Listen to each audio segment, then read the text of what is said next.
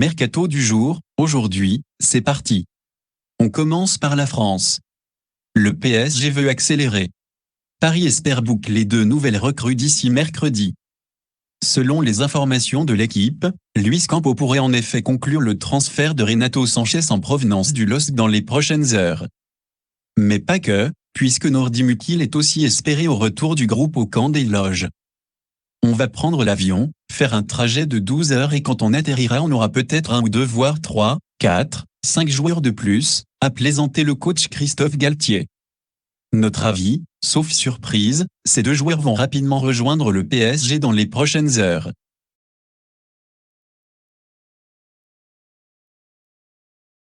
Barcelone demande du temps à Séville pour Koundé. Selon De Indépendant, le Barça aurait demandé un laps de temps supplémentaire pour arracher Jules Koundé à Séville, alors qu'un accord à 50 millions de livres aurait déjà été conclu avec Chelsea. Les Catalans sont dans l'obligation de vendre des joueurs. Le Barça serait la priorité de l'international français, mais Séville s'attend à une proposition espagnole moins intéressante que celle de Chelsea. Notre avis, l'affaire prend un peu de temps mais reste imminente. Chelsea en embuscade pour Skriniar. Dans le viseur du PSG depuis plusieurs semaines, le Slovaque pourrait finalement rejoindre Chelsea. Selon The Guardian, les Blues s'attendent à voir filer Koundé vers le Barça et sont prêts à se tourner vers Milan Skriniar. Ils devront ensuite convaincre l'Inter Milan qui réclame 70 millions d'euros pour son défenseur central. Notre avis, Chelsea a multiplié les pistes mais celle-ci n'est pas évidente non plus. Manchester United dit non à un départ de Ronaldo. Malgré l'absence prolongée de Cristiano Ronaldo, Manchester United ne se résout toujours pas à laisser partir sa star portugaise. Sky Sport annonce que les Mancuniens n'ont ciblé aucun profil pour le remplacer. Rejeté par Chelsea et le Bayern Munich, Ronaldo se retrouve dans une impasse. Notre avis, seul l'Atlético semble vouloir accueillir CR7 mais il n'en a pas les moyens pour le moment. Tel quitte le stade rennais. Matitel va bien quitter le stade rennais. Dans un message posté sur Instagram, le jeune attaquant de 17 ans du club breton a confirmé son départ imminent.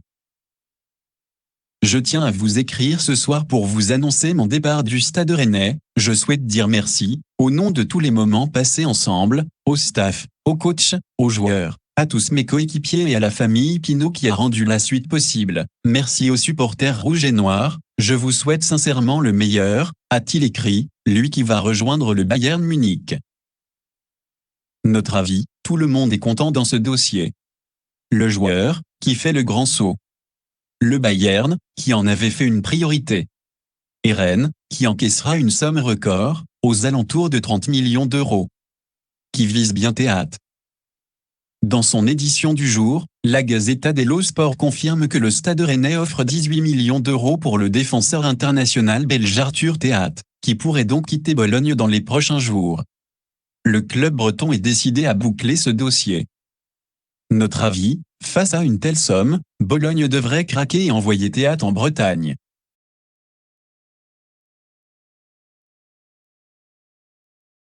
Milan augmente son offre pour CDK. C'est un feuilleton qui se poursuit en Italie. Après des semaines de négociations, l'AC Milan espère toujours arracher Charles de Ketelaere à Bruges. Problème, les deux camps ne veulent plus bouger, l'offre est de 30 plus 2 millions d'euros, la demande de 35 millions.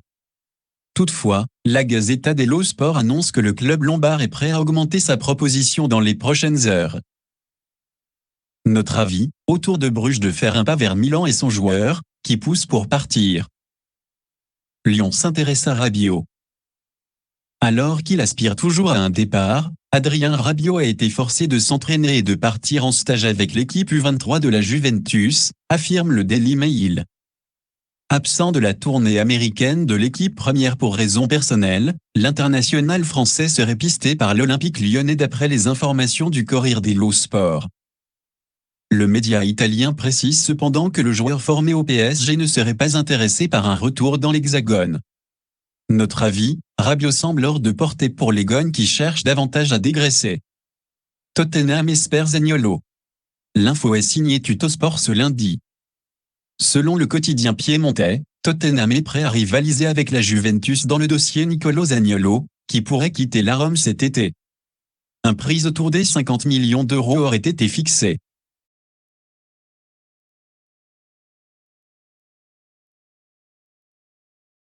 Notre avis, pas étonnant que Zaniolo soit autant courtisé.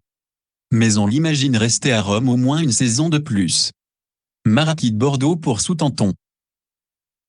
Une autre bonne nouvelle ce lundi pour les Girondins qui enregistrent la vente de Seckou Mara à Southampton en plus de l'avis favorable du CNOSF pour le maintien en Ligue 2.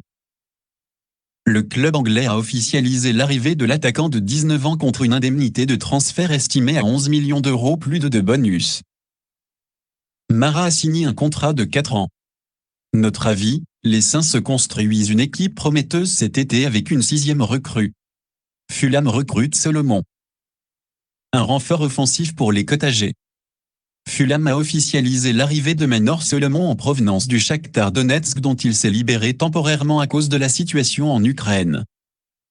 L'ailier international israélien de 23 ans s'est engagé pour une saison en prêt avec option d'achat.